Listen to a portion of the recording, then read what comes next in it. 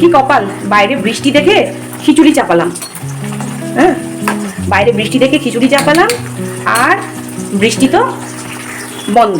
আমার কপালটাই এরকম, বাইরে বৃষ্টি দেখে যেদিনই খিচুড়ি চাপাবো সেদিনই হচ্ছে বৃষ্টি কমে চলে যাবে। খিচুড়ির সঙ্গে আলু ভাজা এটা করছি, আর সঙ্গে ঘরে টুকটাক কাজ আছে, সেগুলোও সারতে হবে।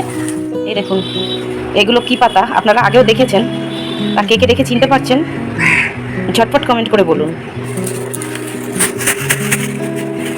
দেখুন কত, দেখতে পাচ্ছেন? এগুলো ঝেড়ে পুছে না দিলে পুরো ধুলো জমতে থাকে, জানেন? ঘরটাও গোছানো হয়নি, সকাল থেকে একটার পর একটা এত কাজ থাকে।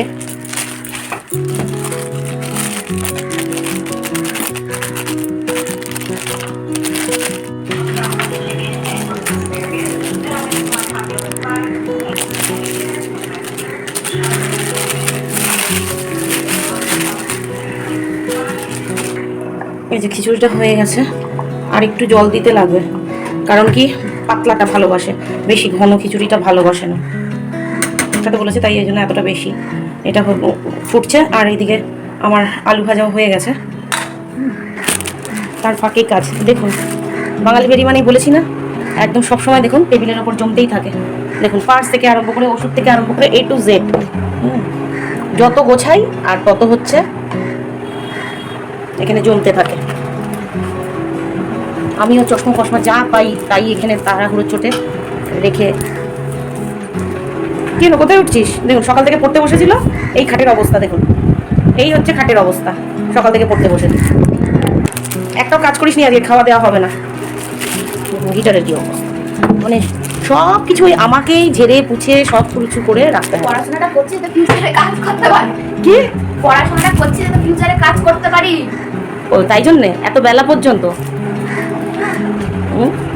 ওটা ব্যাস অমনি তুলে খাওয়া আরম্ভ হয়ে গেল। যা স্নানে যা, আমার হয়ে গেছে, খিচুড়ি ফোড়ন দিলেই তো হয়ে যাবে। একটু জিরে দিলাম, একটা তেজপাতা, 3-4টে গোটা শুকনো লঙ্কা, আর এর মধ্যে রয়েছে একটুখানি ওই আদা বাটা, আর একটু ওই জিরে, সামান্য একটুখানি গুঁড়ো আর লঙ্কা।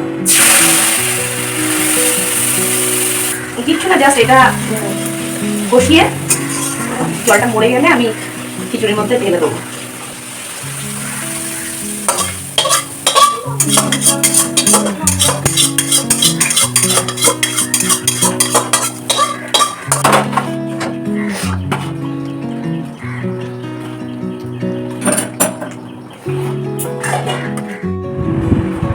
আরে কি গো, খাওয়ার বাড়া হচ্ছে না, তার আগেই তুলে খেতে আরম্ভ করে দিয়েছো।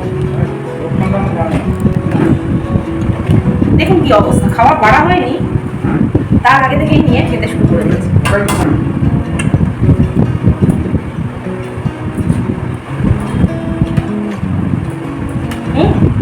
যেই আমি খিচুড়িটা দেখে বসালাম যে বৃষ্টি হচ্ছে, কাল থেকে এতক্ষণ ধরে বৃষ্টি হচ্ছে, আমি ভাবলাম বৃষ্টিটা বোধহয় হবে। কিন্তু আমার কপালটা এতই খারাপ যে খিচুড়ির ফুট উঠতে পারলো না, বৃষ্টি চলে গেল। হ্যাঁ, ঠান্ডা ঠান্ডা আমেজ আছে, কিন্তু একটা বৃষ্টির মধ্যে খেতে একটা আলাদা আনন্দ, ওই জন্যই আমি বসালাম, নইলে আমি বসাতামই না খিচুড়ি। না, খিচুড়িটা বাবা, আলু 36 টাকা কেজি, আলু খাওয়া ভুলে যেতে হবে। সাধারণ মধ্যবিত্তরা এবার না খেয়ে মরবে। সঙ্গে আছে আমের আচার। ছোটবেলা আমার মানে আমরা 2 ভাই বোন, আমরা ঠাকুমাকে বাকুম বলতাম। আমাদের বাকুম কি করতো, বর্ষাকালে এই যে আলু ভাজা, ভালো আছে, বর্ষাকালে খিচুড়ি করতো, মুসুর ডাল দিয়ে একটা পাতলা খিচুড়ি করতো করে, আর সঙ্গে আমের আচার দিত, দারুণ লাগতো খেতে। ভালো আছে, দারুণ স্বাদ হচ্ছে। আগে বেশি কিছু করিনি, শুধু খিচুড়ি আর পাপড় ভাজা আর আলু ভাজা। তোমাদের দুজনে আর আমার মেয়ে, আমার ছোট ননদ, আমার বড় ননদ, এরা এত খিচুড়ি খেতে ভালোবাসে যে এদের শুধু চাল দিয়ে ডাল দিয়ে সেদ্ধ করে দিলেও নুন হলুদ দিয়ে এরা অমৃত হিসাবে খাবে। কেন, এরা খুব খুব পছন্দ করে, খুব পছন্দ করে। পছন্দ করে না আমার হাজবেন্ড, দাদা ভাইও খুব ভালোবাসে, মানে আমার ভাসুর ভালোবাসে, তাহলে সবসময় না, ওই শীতকালে যখন ফুলকপি, শিম, টমেটো, আলু দিয়ে করা হয়, আর খিচুড়িটা হতে হবে পাতলা, ঘন হলে দাদা ভাই পছন্দ না। আর আমার মেয়ে, ছোট ননদ, বড় ননদ, এদের আবার ঘন পাতলা কোনো ব্যাপার নেই, খিচুড়ি হলেই হলো।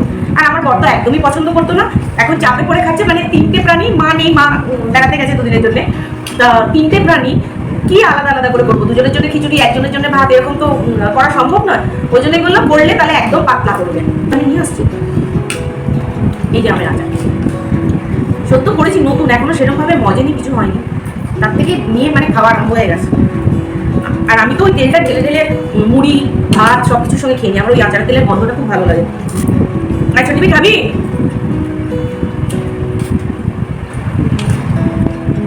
জটিভাই হচ্ছে আমার ছোট ননদ, ও খিচুড়ি দেখলেই হয়েছে। যদি পাশে মাংস ভাত আর খিচুড়ি রাখেন, ও কিন্তু খিচুড়িটাই খাবে। আমার মেয়েও খায়। আমার তেল সবটা নেবে না। সাধারণ এই আলু ভাজা, পাপড় ভাজা, খিচুড়ি, যদি এটার কোনো অংশ একটু ভালো লেগে থাকে তাহলে প্লিজ একটা লাইক, কমেন্ট, শেয়ার করবেন। আর সাবস্ক্রাইব করে আমার পাশে থাকবেন। যারা নতুন বন্ধু তারা প্লিজ চ্যানেলটিকে সাবস্ক্রাইব করবেন, করে আমার পাশে থাকবেন, আমাকে এগিয়ে নিয়ে যেতে সাহায্য করবেন। আপনাদের এক একটা মূল্যবান কমেন্ট আমার কাছে অনেক গুরুত্বপূর্ণ, অনেক আনন্দের। আপনাদের কমেন্টগুলো পড়তে আমার ভীষণ ভালো লাগে। আমি চেষ্টা করি সেগুলোর উত্তর দিতে। আর যারা রেগুলার ভিডিও দেখছেন, অনেকে আছে ভিডিও দেখছে অথচ না লাইক না কমেন্ট। একটা লাইক আর একটা কমেন্টে কিন্তু পয়সা খরচা হয় না, প্লিজ কিছু মনে করবেন না, খারাপভাবে নেবেন না। একটা লাইক, একটা কমেন্টে কিন্তু পয়সাটা খরচা হয় না। তা পাশে থেকে ভালোবেসে এগিয়ে নিয়ে যাওয়ার জন্য একটা লাইক, একটা কমেন্ট প্লিজ আপনারা করে দেবেন। আর যারা ফেসবুক পেজ থেকে দেখছেন তারা পেজটাকে ফলো করে দেবেন। ভালো থাকবেন, সুস্থ থাকবেন। দেখা হবে আবার কালকের অন্য কোনো একটা ব্লগ নিয়ে। আজকের মতো